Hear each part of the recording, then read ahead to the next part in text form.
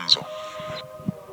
Uyu munsi ninjye namwe ahantu hagiye gusha n'ubundi ntabi Discipline mu rubanza.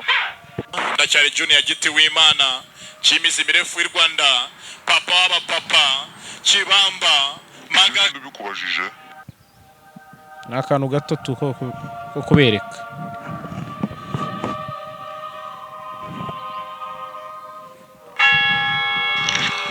urakaza neza mu rubanza.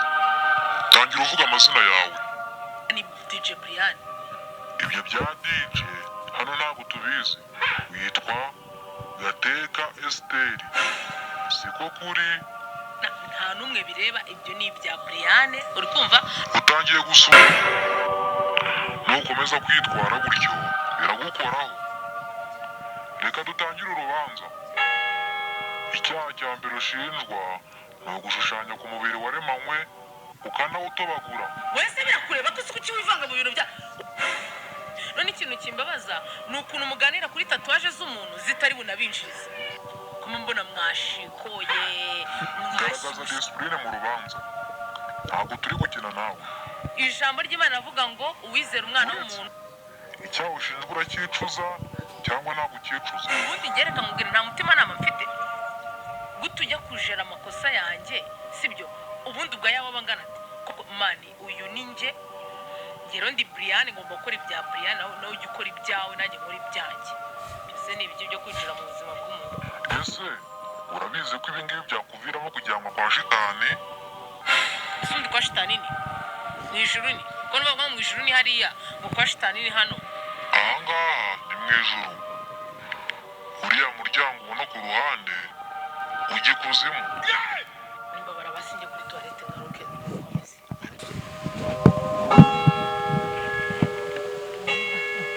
Urakaza neza mu rubanza. Kubafana ho muri Ceceka. Hano nta bafana bawe bahari. Ikindi ugomba kumenya, uru rubanza rufite amategeko arugenga. Urasubiza ibyo ubajijwe kandi akavuyo ntabwo kemewe. Tangira uvuga amazina yawe. Kutavuga kubera uburere nahawe sinjya mvugira mu muntu sinshobora no kumuririmbiramo. urubanza rwatangiye. Vuga amazina yawe. Nitwa Itahiwacu Bruce Melody. Ibyo bindi ntabwo dukeneye kubyumva.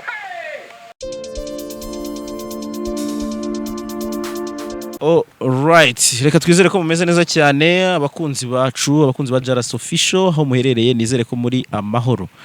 Aka kanya kuri kamera zacu twazanye umusore mumaze gukunda muri benshi cyane bitewe nuko yagiye abentertaininga mu buryo bumwe cyangwa ubundi.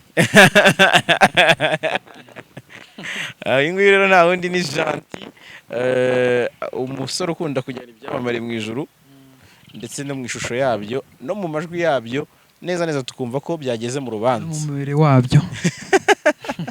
uriya ranja ufite inyinya ukayishyiraho, ufite tatuwaje ukayishyiramo, ufite perike ukazifite, biriya bintu ariko akajyayo. duheraho byaje gute? Biriya nyine ukuntu byaje, ukuntu byaje gukora ku byamamare, ku bantu b'ibyamamare mbese kugira ugire igitekerezo cyo kuvuga uti ngiye gukora comedy noneho imeze gutya, kuko nabonye hari abantu benshi batangiye kukwigana bari bagakora amatambunira ajya kuba nk'ayawe, uburyo umuntu ashobora kuza wenda atamenye ngo arebe no kuri cano amenye iyo ariyo nyayo. Rwose urabibona, nabonye biri no kurebwa cyane. Birarebwa cyane, ariko aho wabisanga ni kuri The Focus honyine to. Uko byaje nyine urugendo rwawe kugira ngo n'abantu bajye bumva ko igihangano bari gushishura cyakuvunye. Cyamvunye. Nakuvuga ngo nk'izindi zose zisanzwe zitatandukanye n'izindi. Yego. Noneho igihe kimwe nza gutekereza ndavuga nese ndamutse nkoze nagiye mu ijoro ndi kuburana nafunze umutwe byagenda gute? Nkawe. Nkanjye. Ariko nyina mfite rore y'umuntu nyine ufunga umutwe tu. Yego. Ngiye nafunga umutwe, marayika yamburanya akavuga ati ugeze mu rubanza tugiye kuburana. Nkabwira nti reka ntago naburana ntafite avoka wanjye umusize mu isi. Mwakoze ako ngako baragakunda. Noneho rero ngira igitekerezo cyo gukora ku bantu bazwi, bankunze batanzi, noneho abantu basanzwe bazi byagenda gute? Yabitangira gutyo. Wajyanye ibyamamare byinshi mu rubanza mu ijuru. Benshi kugira ngo wenda umuntu dukurikiye aze kwisanisha n'ibyo turi kuvuga, ndabizi ko ukuzi arakuzi, ntago ari bwo buryo navuga ngo ndi kukwintroduce, ariko hari umuntu ushobora kuba dukurikiye akakanya kuvuga utari ko kubyana ibyamamare mu ijuru ni mu buhe buryo. Hano mfite video wenda ndagerageza urihangana turebe nka video nk'ebyiri, sibyo? Ndi kubonamo ya Babarawo, ya Junior Giti, ya Shadibu, ya Rocky, ya DJ Brian. Muri ibi byamamare bike maze kuvuga mu mazina n'ibindi byinshi wajyanyeyo. Garasiye ndabona ari buherukayo. Ndabona n'iminota yiyongereye cyane. Ndabona kandi nuko bwije bukeye ariko ugenda uzamura iminota. Ubwo nabyo wenda watubwiraho ukuntu nyine wagiye ugira izo mpinduka ukavuga uti nakoze umunota, ubu ngubu noneho reka mbahe iminota 4 3. Urabona ko iziheruka za vuba nazo ziri muri iyo minota, ariko za kera ni umunota 1 n'amasegonda 40. N'urugendo rumeze gute Gentil kugira ngo umuntu abyumve wenda yumve, tujye muri production, tujye imbere. Nahoze mvugana na manager wambwira ati kari akantu ntukarebe kuriya ugiremo n'akantu kaza gatwara umwanya munini cyane. Ikintu cyatumye nzamura iminota abo byatangiye numva kuko nari nsanzwe nkora utuvaye dutoya tw'amasegonda 50 nkira kuri TikTok bikarangira. Natangiye nkora Yago, ndayikora numva ko nzayikora yonyine bikata birangira. Yego nyikoze barayikunda, Yago arayikunda, ndamushimira cyane. Yago ayikunze arayipostinga, arayipromotinga, abantu barayimenya. Bita mbifata seriye rero guhera ako kanya natangiye kwita nkora noneho abandi benshi noneho bansaba n'iminota. Gerageza gukora nyine iminota myinshi, ariko myinshi aba ari 3 keretse Garasiane niwe akora 6. Ahubwo umenyegera mu 8. Garasiane ni 6. Ntabwo mbyibuka neza, uraza kureba neza. Okay, wenda nyihanganire wenda dufate nk'uyu Junior Giti ko amazeho igihe kandi ndabona ari na muto. Wenda utugeragereze utwereke iyo shusho burimo n'iki kugira ngo abantu babyumve akira, kugira ngo wisanishe wenda. Ndabanza nkamwumva fresh.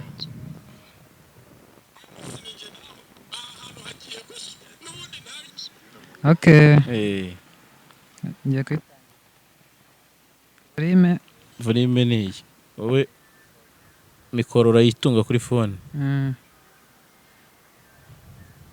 Volume niyo G. Ushobora kwifata gutya. Ahantu hagiye gusa.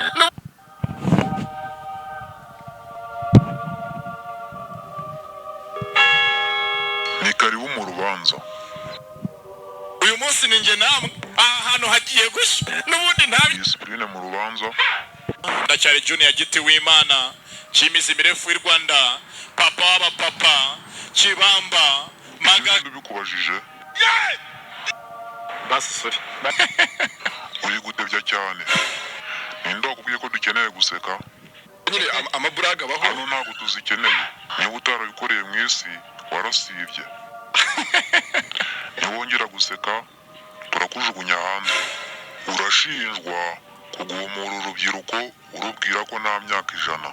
None nabe gusanga nyuma abantu barifashe nabi nyijya nayivaho ndayihorera. Imvugo ya nta myaka 100. Ko nabonye abantu barifashe uko nge ntayizanye. Icyo urakibabariwe. Ni iyihe mirimo wakoreye mu isi yatuma ujya mu bwami bw'ijuru? Twakoze agasobanuro ukundwa n'abantu n'ubaracyadukunda. Ikindi ndi umuhinzi mworozi, ndahinga nkanaragira. Ndakubwiye ko mu ijuru dukeneye abashumba. Basi sorry. Ntacyo wibagiwe wakoreye mu isi? Oya. Ntabwo wigeze unywa amayoga? Bakenera zimwe nk'abandi bose. Buriya abasitari turi ibyo birahagije. Cyakora kubera uvugisha ukuri turakwemerera winjire mu bwami bw'ijuru. Ndacyari Juni w'Imana. Uri gusakuriza abamarayika. Kubera iyo mpamvu turabihinduye. Basi sorry. Ahubwo aba TikTok noneho menya barandakariye. Bani mu nderekana ibanga bakoresha. Bayibona byarangiye nyine ari amajwi aho ngaho byarangiye. Ariko tazi ukuntu byagenze. Ariko anyway ntacyo. Ni content navuga ko yatumye abantu benshi bakanguka bakareba ko comedy ishoboka mu bundi buryo. Mu buryo bumwe cyangwa ubundi. Mu bundi buryo cyangwa ubundi.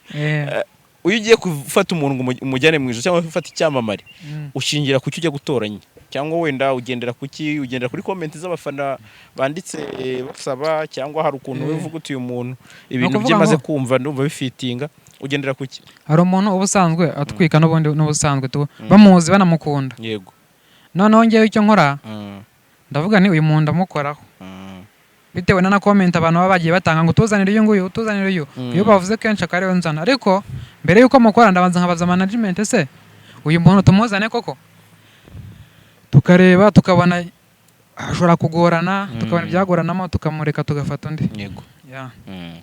Aha wavuga ko guhura na The Focus Entertainment ari iki kihe kintu byagufashije mu buryo bwo kwagura kariyeri yawe kurambwiye uti njye nsanzwe mbikora abikora kuri TikTok nkigendera ariko mpura na The Focus management yabo baramfata baramforuma kuguforuma uvuga ni uburyo bw'amafaranga cyangwa hari ukundi kuntu baguhaye nk'umurongo wo kukwereka ko ibyo ukora bishobora kubyara birumvikana mu buryo bw'amafaranga n'ubundi management n'ubundi n'icyo ikora cyane gushoramo amafaranga ariko mu buryo bw'ibitekerezo kuko buriya muri The Focus twese tuba ku bintu nk'ibi ngibi bijyanye na filime na comedy twese tubifiteho nosiyo turafashanya ntabwo ari ngiye gusa bijyamo bino bintu ngo mbikore njyenyine ya mu buryo bw'amafaranga baramfasha mu buryo bw'ibitekerezo no mu buryo bwo kuzamura ibintu byanjye bikamenywa n'abantu benshi ibyo ni byiza Gentil hanyuma umuntu ukubona arumva ijwi ryawe akumva ukuntu tujya tukubona mu yandi majwi avuga ati se bya bintu bigenda gute urumva nkuko uri kuvuga uti menya naramenye ibanga ry'aba TikToker n'ubundi ntiryari kubura kumeneka kandi ubwo ryagomba kugira urimena ibi bintu warabikoze wenda uretse kuba byarabaye kinyamwuga ukaba ufite ukuntu none kubikora uvuga uti mu buryo bw'amafaranga ukabinebuhuza n'akazi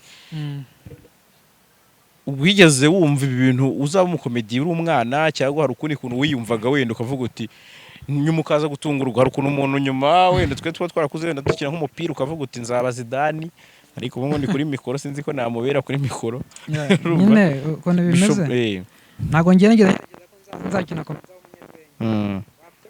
kera narebaga The One za filime nyine tu muri sale nkajya kureba filime mugasobanuye numvaga ahubwo nzakina filime kuko nakundaga ibihinde cyane zirangumi bateraga za montagne nawe kundaga cyane nkoma zakina filime ariko ntabwo nigeze ntekereza ko nzaba umunyarwenya ahubwo nabimenye ngeze mu wa gatanu segonderi nibwo nabitangiye tu mu wa gatanu segonderi nibwo bwa mbere wakoze komedi twaganira umbwira ko segonderi wayirangije byumvikana ko sinzi igihe umaze uyirangije ariko ibyo byose uri hejuru y'imyaka 2 muri komedi ndi hejuru maze imyaka 3 mbitangiye tu gukora komedi naye mafaranga menshi wakoreye muri komedi ku buryo uvuga uti iyi ni kariyeri nyine urumva ahantu ushobora kujya ugakora nk'ikiraka ugahita uvuga uti ariko ibi bintu ntabiretse bishobora kuntunga ntabwo wavuga ngo wamaze imyaka 3 yose uri haso gusa ari ibintu biraho gusa hari ahantu wigeze kujya wenda ntashake ntabe na menshi cyane ariko ukavuga uti niyo nshuro ya mbere yanjye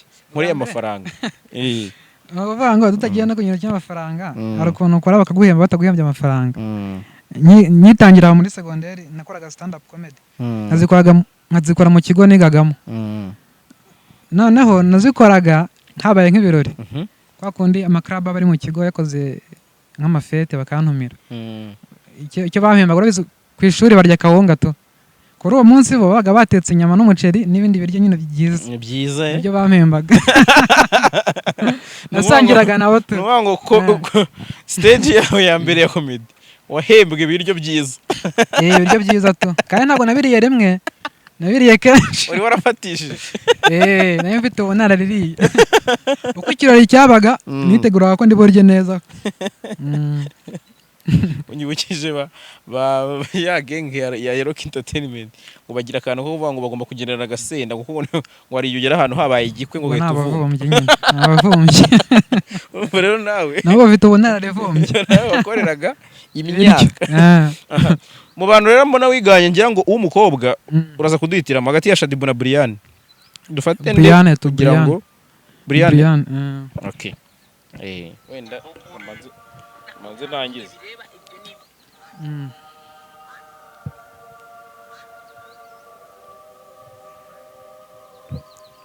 oya urabinyegereza hano mbyumve fresh ntabwo mba ndi kubyumva uriya uri kure iyo uri kure ntabwo mba mbyumva leta ndakagurikizamo hagati kugira ngo nta kibazo ugere kuri cana barebe ni akantu gato ko kubereka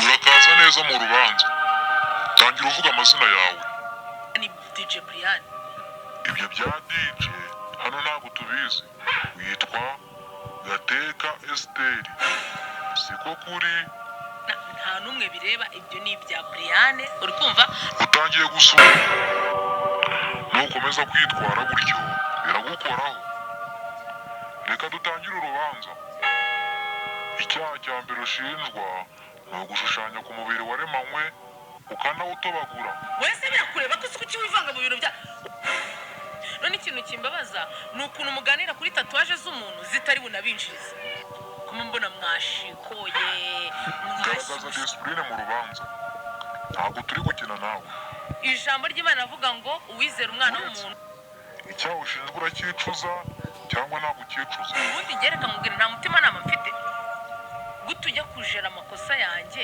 sibyo ubundi ubwo yaba bangana ati koko mani uyu ni njye ngero ndi Brian ngomba gukora ibya Brian nawe ujya ukora ibyawe nanjye nkora ibyanjye byose ni ibyo byo kwinjira mu buzima bw'umuntu ese urabizi ko ibi ngibi byakuviramo kujyanwa kwa shitani ese undi kwa shitani ni ijuru ni ko nuvuga ngo mu ijuru ni hariya ngo kwa shitani ni hano ahangaha ni mu ijuru uriya muryango ubona ku ruhande ujya ikuzimu nimbabara basinge kuri toilette ngaruke reka tujye kuri toilette ibindi agiye kuri toilette hanyuma nizo nta toilette zibaye hanyuma Gentil ndakubaza ikibazo nk'icyo Claire yakubajije kare turi kuri radio kugira ngo tugende tunasatira umusozo urabona ko ikirere nacyo kitoroshye nuhe muntu wakoze ukumva nawe koko wafitinze ukavuga ati uyu muntu rwose ndumva ndimo neza urumva umaze gukorera ibyamamare byinshi cyane hari n'ibindi bikomeje ariko ibyo byose ari umuntu uba wumva ukavuga uti ukumva ko aka punchline kari kugenda kagwamo kabisa ahantu hose ndumva ari nka batatu ariko Bruce Melody wa DJ Brian na Shadibu na Gracian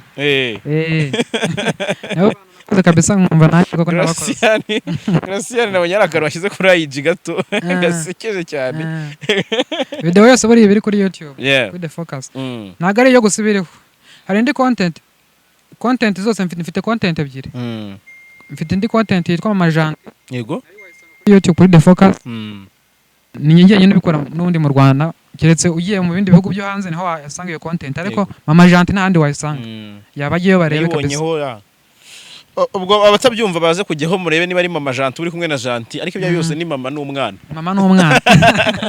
ya madega nyine kwako n'ababyeyi bavuganga ngo ngewe ngo narigaga nkavanga nk'Inyamirambo nkajya kwiga mu majyepfo babeshya nyine bazutubeshya nibyo biremo kugira ngo atwike ibintu nk'ibi nabaguwa mbere sha agiye no gusenya nanavomye okay hanyuma wenda Janti ntabwo nigeze njya cyane deep ku buzima bwawe bwite kubera ko nzi ko kariyeri cyane ari uri gupromotinga yanye na comedy ibi ni ibintu ushobora guperforminga umuntu ugukeneye yakubona te ese bigenda gute kugira ngo tunasatira umusozo ni uvuga ngo unshaka wansanga kuri social media zanjye n'ubundi wajya kuri YouTube wajya wambona The Focus Media wansanga Instagram Janti Comedian cyangwa The Focus no kuri Facebook nayo ndayikoresha Janti Comedian amasegonda nka 30 hano kugira ngo dusoze kuri uno mugabo kuko nzi ko abantu bamukunda ari benshi amasegonda Bruce Melody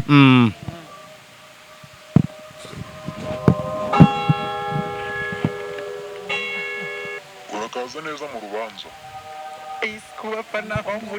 ceceka hano n'abafana bawe bahari ikindi ugomba kumenya uru rubanza rufite amategeko arugenga urasubiza ibyo ubajijwe kandi akavuyo ntabwo kemewe tangira uvuga amazina yawe kutavuga kubera uburere nahawe sinjya mvugira mu muntu sinshobora no kumuririmbiramo urubanza rwatangiye vuga amazina yawe nitwa Itahiwacu Bruce Melody ibyo bindi ntabwo dukeneye kubyumva dusanzwe